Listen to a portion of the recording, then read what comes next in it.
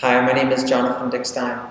I am the Vice President of your Intermountain Iyengar Yoga Association, and I'm also a teacher in Denver and Boulder. Today I'm going to demonstrate a short sequence of poses, mostly shoulder opening poses, that is very helpful to do in the morning if you only have a little bit of time, or as a way to begin your practice.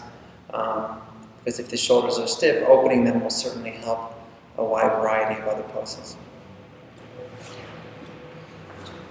So as you can see, I have one blanket down already and another blanket and a block nearby.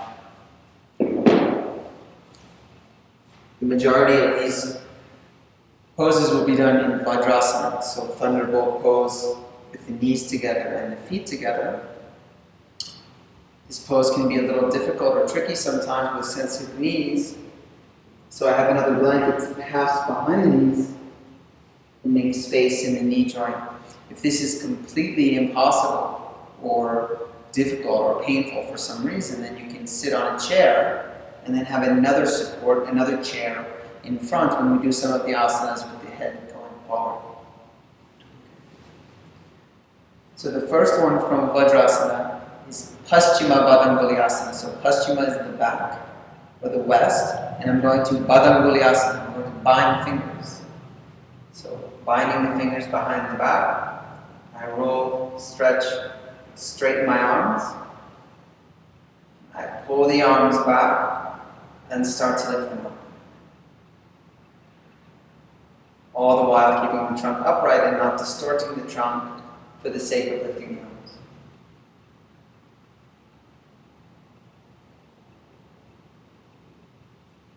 And release. I change the cross of my fingers and begin again.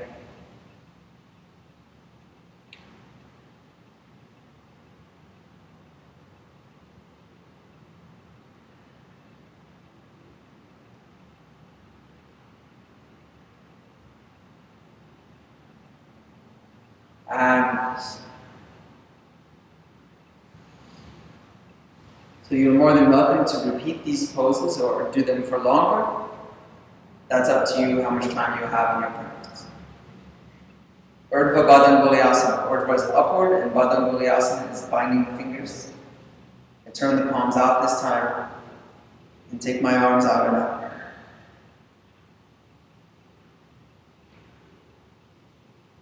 Once again, not distorting the trunk, not tilting the head, but keeping the trunk and the head upright as I stretch the arms up and take them back.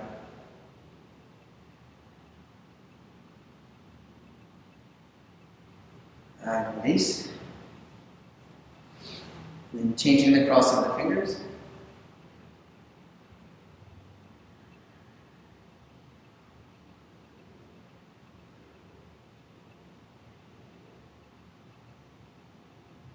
Reaching the arms both back, but specifically stretching them upwards.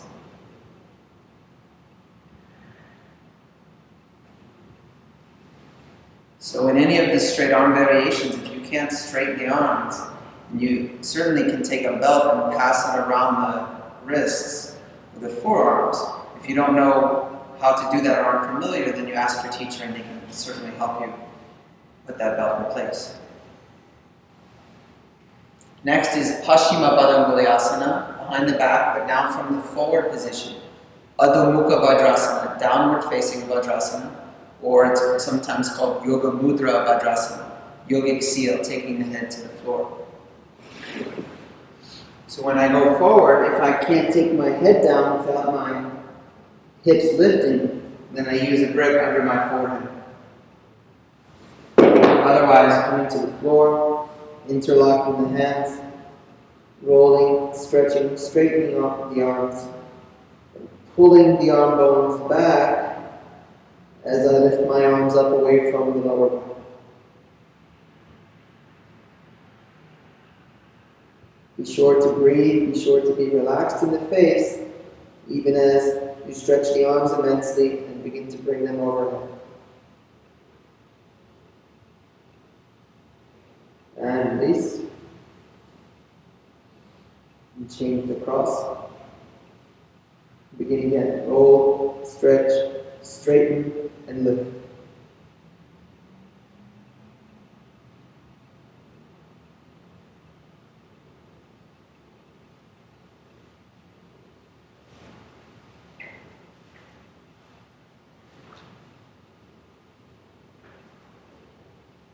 And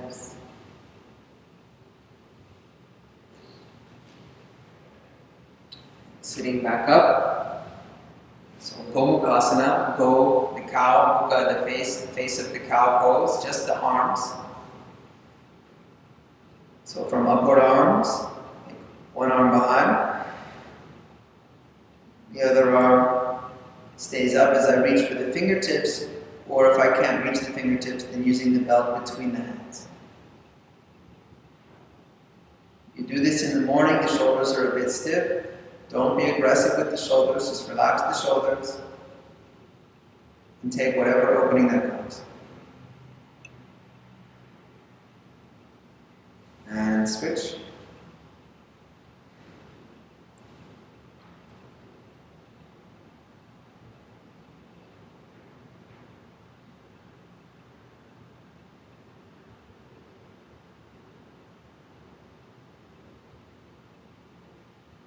And release.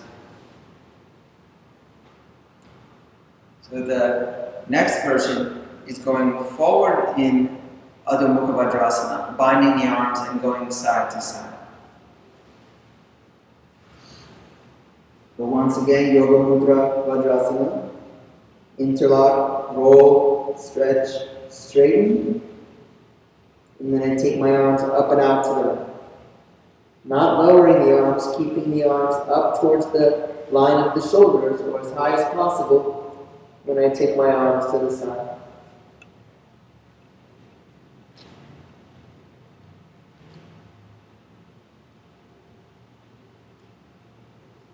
And back up to center, stretching the arms and taking them to the left.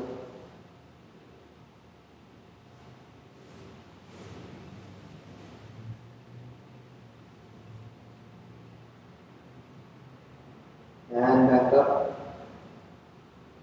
And release.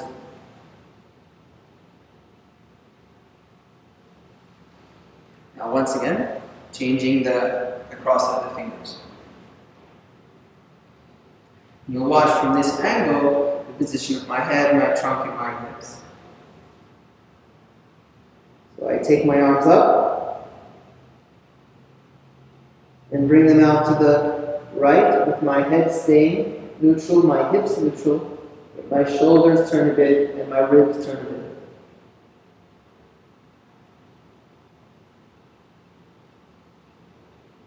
And back up. And the other side.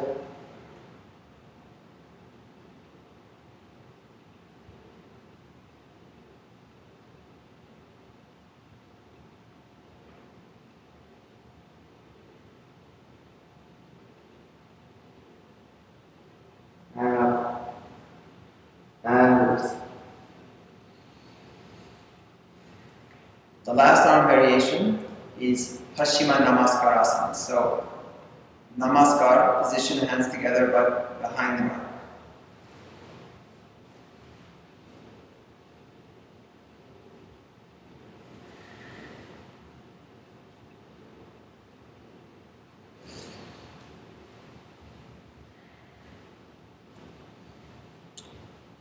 So taking the arms behind the back, turning the fingers up, and taking the hands as high up the back as possible. And then sealing the hands, bringing the shoulders back and the chest forward. A few breaths in the upright position. And then on an inhale, I take my shoulders back, my chin up, and look up. And exhale and extend all the way forward back to the Yoga Mudra position. Lifting the shoulders, the elbows, and sealing the hands any amount.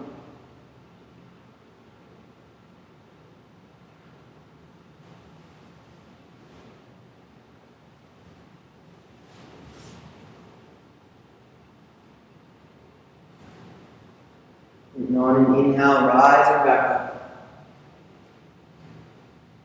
Bringing the head to neutral. And releasing the hands. Move the blanket to the side.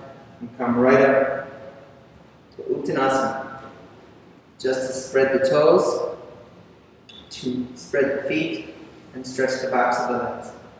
If you can't come to the floor comfortably, then use the brick at any height under the hands to stretch the backs of the legs.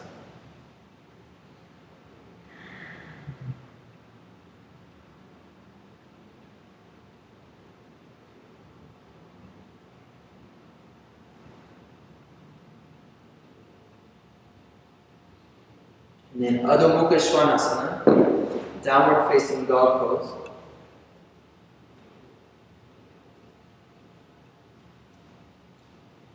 Taking advantage of the openness in the shoulders to stretch back through the arms. Open the chest, move the chest back. And stretch the legs. And moving the upper back in towards the chest, opening the chest and stretching back towards the legs, continuing the stretch of the legs that I began in Uttanasana.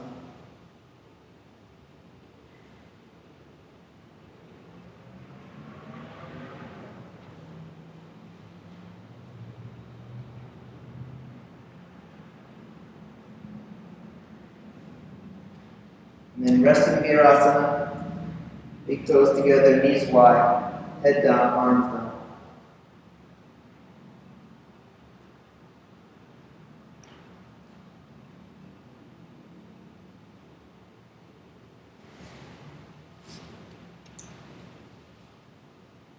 And then one last asana before resting in Shavasana.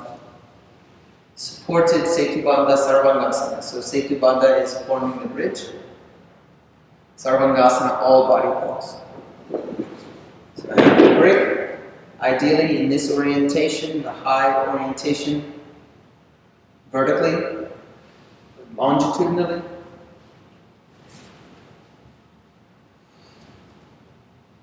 Heels to the buttocks, hips width, parallel. I lift up and place the brick under my sacrum. So not the lower back, but under the pelvis itself.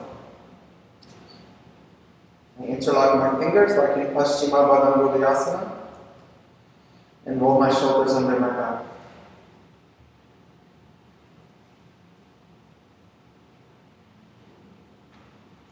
And I can remain here for a few minutes, or for the duration, or begin to straighten my legs, keeping the legs about hips width distance, with the toes up, stretching the heels away, and pressing the legs towards the floor.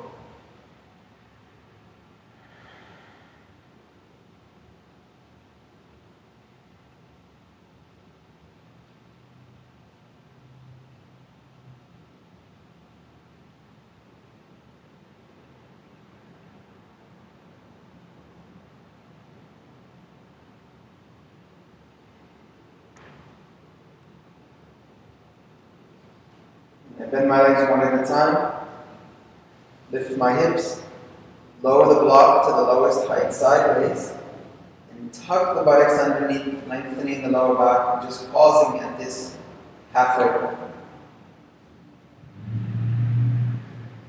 And I come all the way down, still tucking the buttocks, and I lie flat for Shavasana.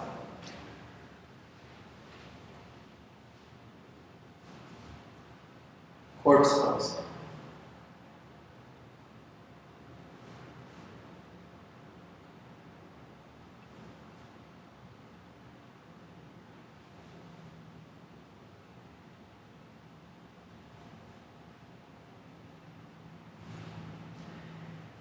After a few minutes,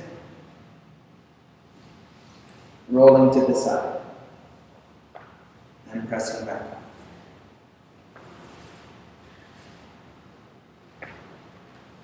So like I mentioned, this can be used, the sequence of asanas can be used at the beginning of your practice. It can be nice just to do as a short practice. Like I said, if the shoulders are a little stiff, and could use daily work. And always at the end finish with Shavasana. So whether or not you do an entire practice after the openings, but always give a few minutes in Shavasana at the end. So thank you so much for watching. I hope it's of some benefit to your daily routine, and thank you for supporting your regional Iyengar Yoga Association. Namaste.